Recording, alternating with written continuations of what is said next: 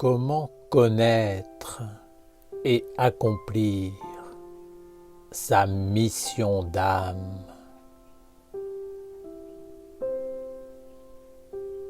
Chaque homme vient sur la terre comme le porteur d'une mission qui lui est propre. Cette mission est quelque chose d'essentiel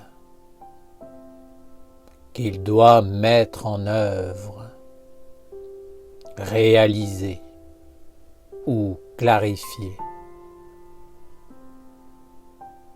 Cela peut être pour lui-même, sa famille, un pays, une tradition, l'humanité ou même le monde divin. L'important n'est pas la nature de la mission, mais bien de l'accomplir dans la perfection. Aucune étape ne doit être négligée, car l'homme qui s'approche du monde divin doit avoir mis de l'ordre dans sa vie et ses karmas individuels, ancestraux, familiaux, nationaux et mondiaux. Des événements, des situations chargées d'images, de sens, de messages se présenteront alors devant l'homme pour que la mémoire s'éveille et lui rappelle ce qu'il a à faire, le pourquoi de sa venue sur la terre. Ce souvenir est essentiel,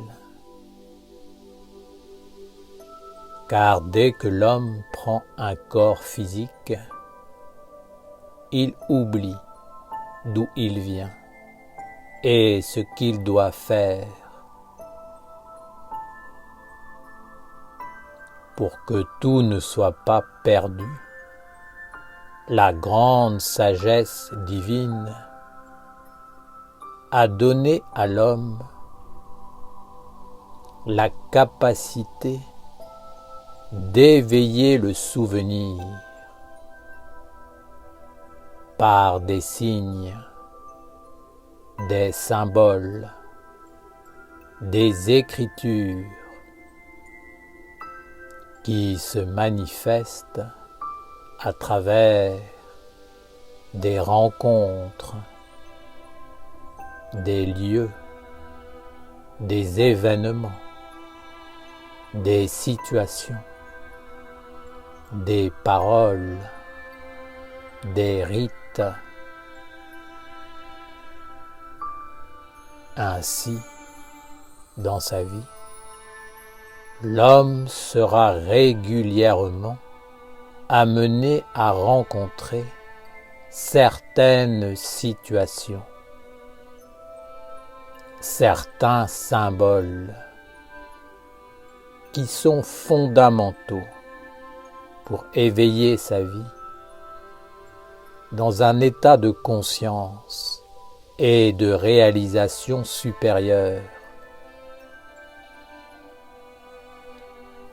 Savoir discerner des symboles et pouvoir les interpréter d'une façon juste est un grand bienfait. La majorité des hommes passent malheureusement à côté des messages de la vie sans même les voir. Ils vont même à l'opposé, vivant d'après les principes éducatifs qu'ils ont reçus et adoptés inconsciemment de par leur époque, leur nation, leurs ancêtres, leur famille.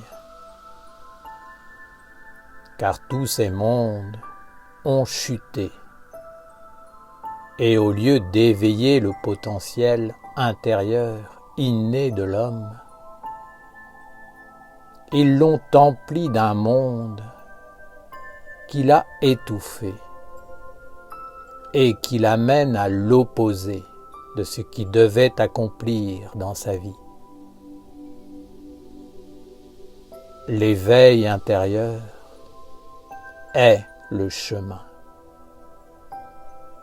et le monde extérieur, en tant que porteur de symboles divins, doit favoriser cet éveil et non pas accaparer la vie intérieure de l'individu pour la modeler suivant des besoins abstraits.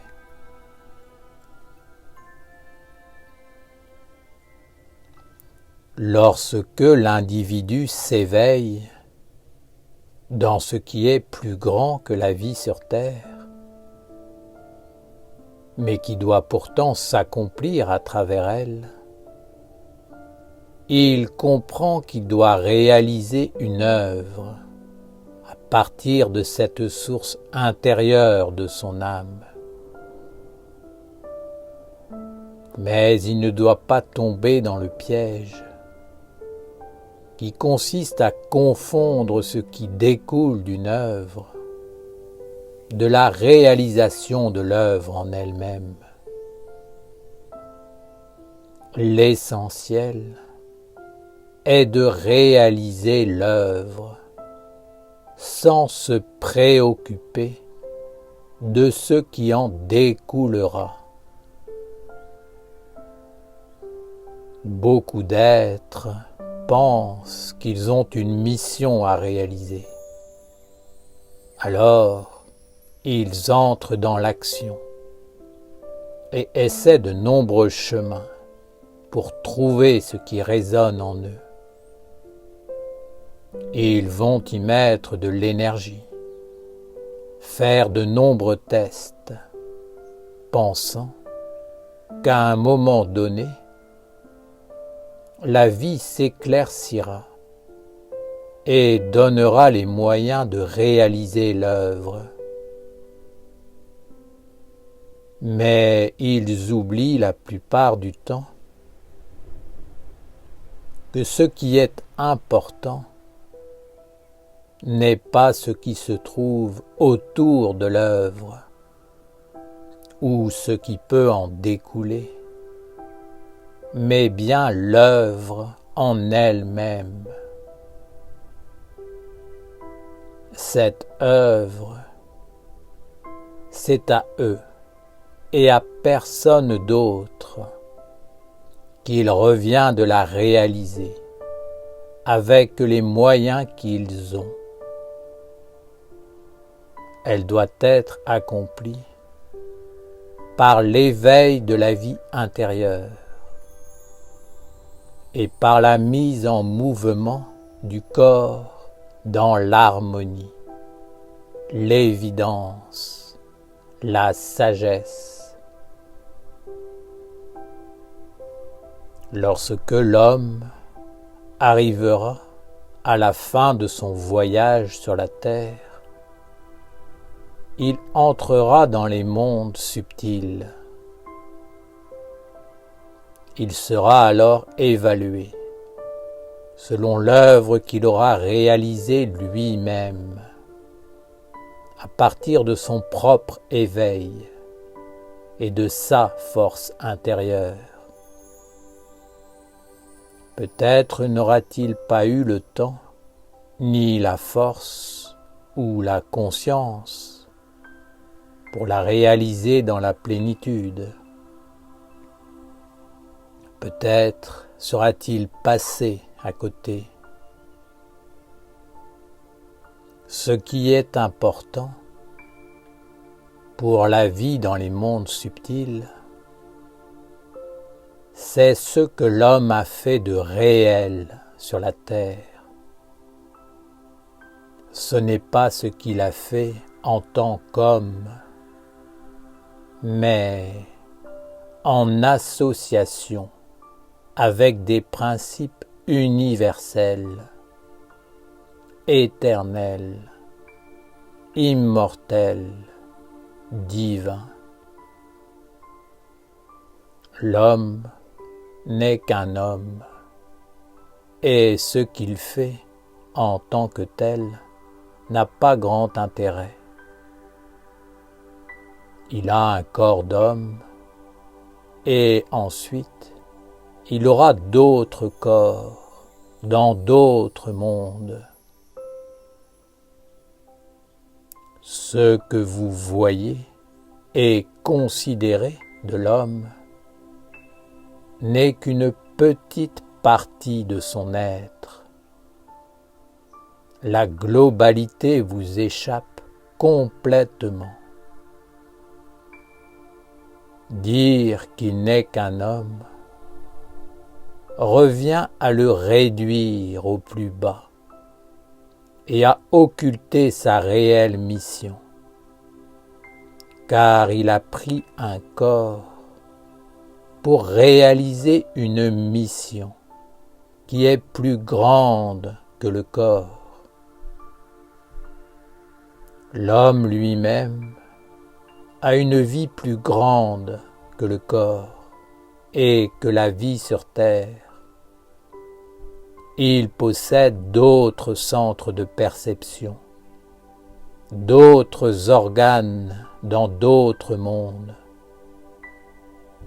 Lorsqu'il est venu sur terre, il n'avait qu'une chose à faire, et la sagesse aurait été qu'il l'accomplisse, sans alourdir sa vie, sans la compliquer et la surcharger de préoccupations qui l'ont détourné de l'essentiel.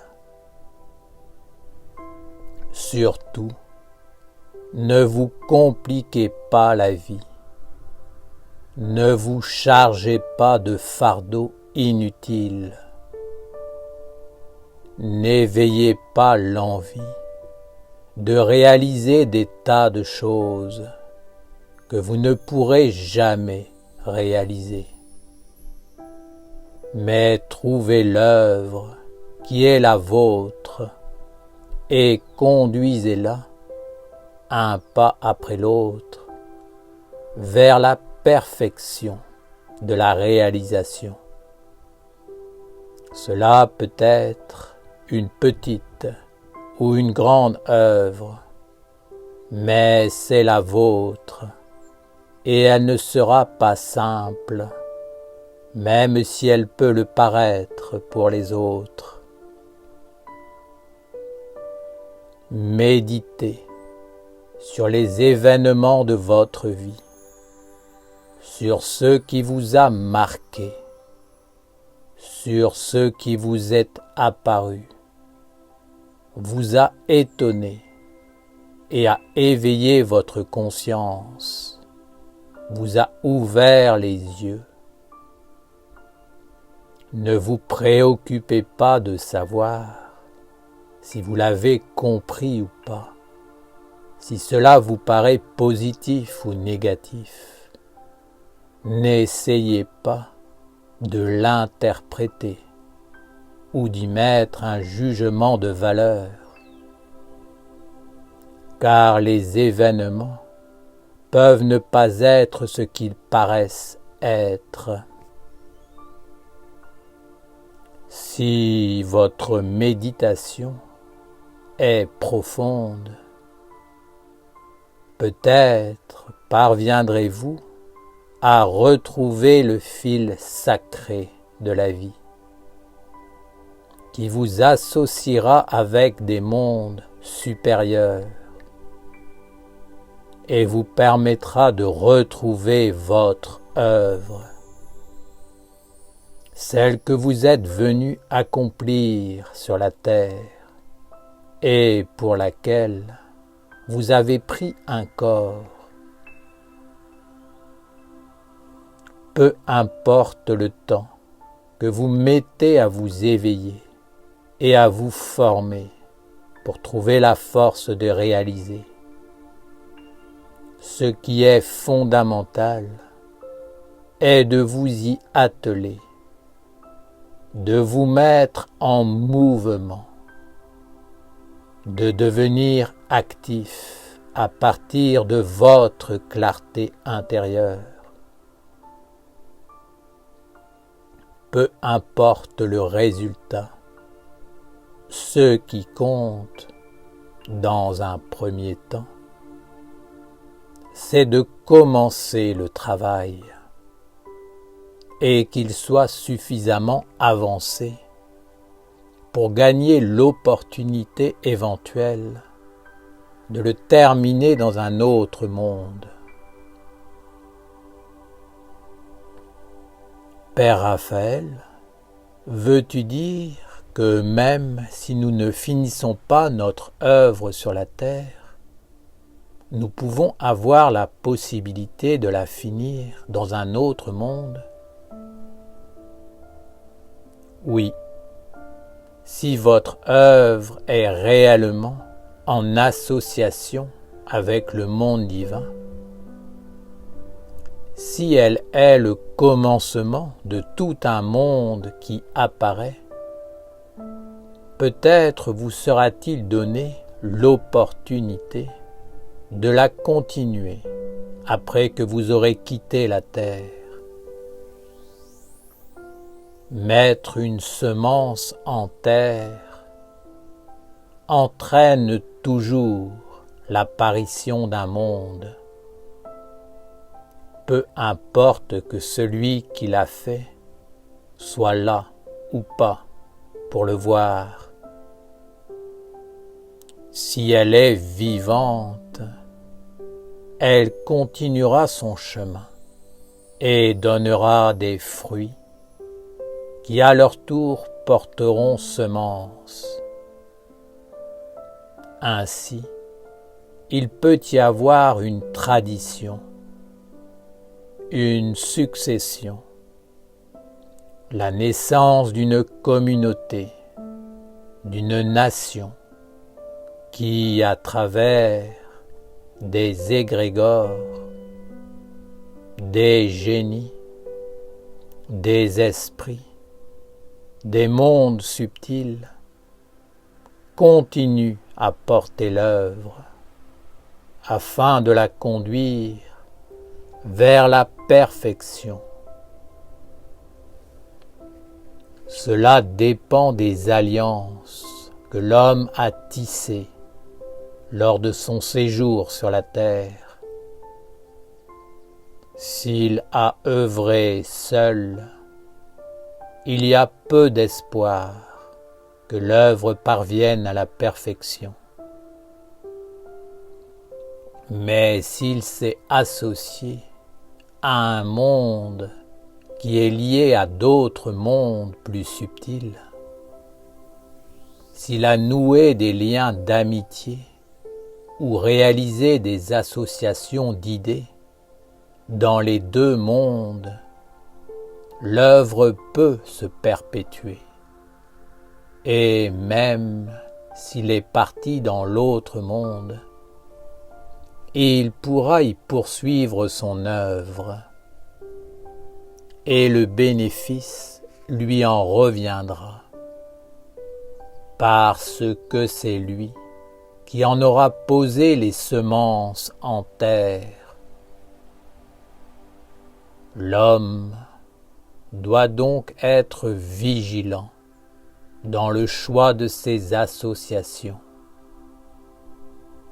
car le côté obscur du monde cherchera à profiter des semences posées en terre afin de le détourner à son profit. Dans ce cas, non seulement l'homme n'aura pas le gain, mais il récoltera une dette, car il n'aura pas tout mis en œuvre pour préserver le précieux dans sa vie et dans la vie. Il l'aura laissé à l'abandon, sans protection, disponible pour qui veut le prendre. Cela n'est pas digne de l'homme.